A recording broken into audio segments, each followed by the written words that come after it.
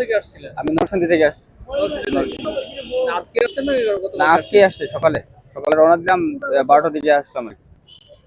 আমরা দেখতে পাচ্ছি যে আপনার গালে ট্যাটু করেছেন। এটা হ্যাঁ, কার নাম লিখছেন? MR15 মুশফিকুরের।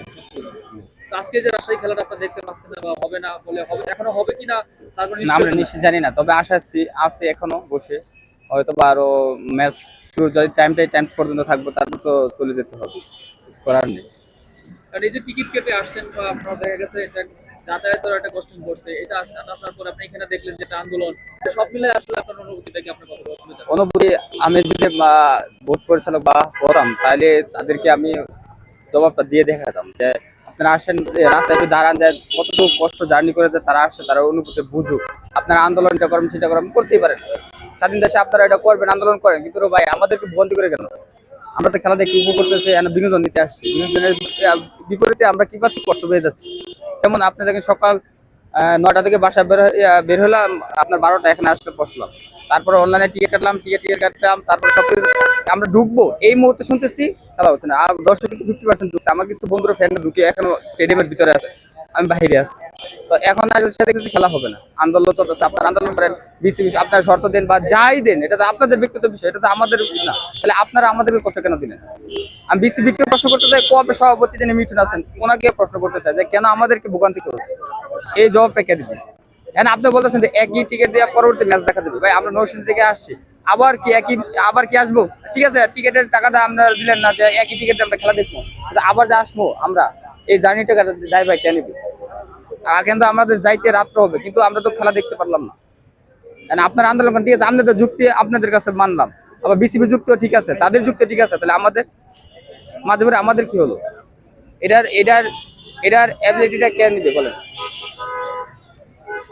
আচ্ছা, যে ভিতরে যে আপনার আন্দোলনগুলো চলছে এগুলো আসলে কতটুকু যৌক্তিক বলে আপনি মনে করেন?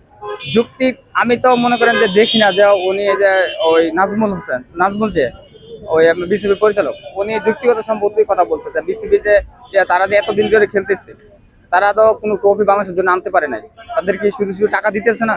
তাহলে খেলা বিশ্বকাপ বন্ধ হলে তারা কিভাবে টাকা পাবে, কেন টাকা খুঁজবে? এটা যুক্তিসঙ্গত?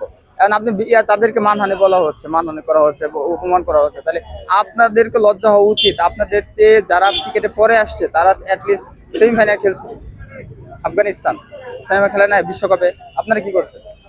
সাধারণ একটা আপনার এশিয়া কাপে আপনার একটা এশিয়া কাপ আনতে পারছেন? তো উনি বলছে, তো যুক্তিসঙ্গত কথা বলছে, তাহলে আপনারা খেলা বয়কট করবেন, এই মুহূর্তে খেলা বয়কট করবেন, কারণ কি?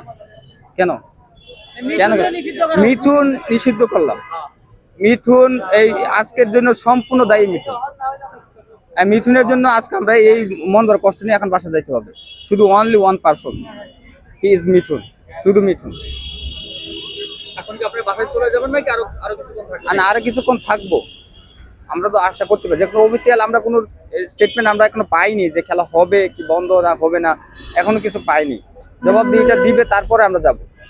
আর আমরা যে কষ্ট করে আসলাম, বা আপনারা বলতেছেন যে এক টিকিটে খেলা, ঠিক আছে, এক টিকিটে খেলা পরের দিন দেখবো, কিন্তু আমাদের যাতায়াত, আমাদের এই দুর্ভোগ আসা যাওয়া, আর আমরা তো আর একবারে বেকার না, আমরা তো কিছু পেশায় নিয়োজিত আছি। তো পেশার আমরা কি বন্ধ দিয়ে আসতে পারবো? আমি যে পেশায় আছি, এই পেশায় কি আরেকদিন বন্ধ দিয়ে আবার না আসা সম্ভব, পসিবল? তাইলে আমার মাধ্যমে কি গেলো, আজকের ডেটে টাকা যাতায়াত খেলা গেলো, তারপরে আপনার টিকিটের টাকা উঠলো, তাহলে আমার দুটাই গেল। আচ্ছা, সকাল থেকে যে আন্দোলনটা চলছে আপনার এখানে যে ভাঙচুর যেটা হচ্ছে সেটা আপনি কি পক্ষে না বিপক্ষে? কোনটার ভাঙচুর? এখানে যে দর্শক যারা ভাঙচুর করলো, ভাঙচুর করছে হ্যাঁ, এটা অবশ্যই পক্ষে থাকবো না কেন?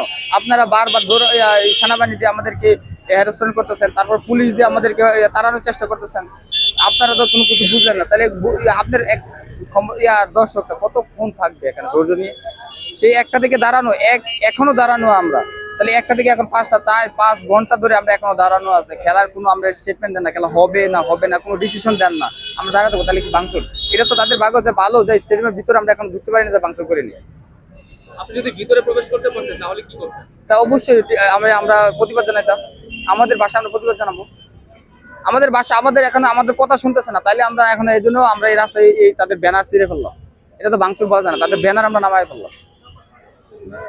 আর যদি ঢুকতে পারতাম, তাহলে তো হয়তো প্যাকআপ নিয়ে দাঁড়াইতাম, লেখা বলে দেখাইতাম যে ক্যামেরাতে। তার আমাদের যেভাবে প্রতিবাদ জানানো দরকার, এইভাবেই চেষ্টা করতাম প্রতিবাদ জানানোর জন্য। ধন্যবাদ। ধন্যবাদ।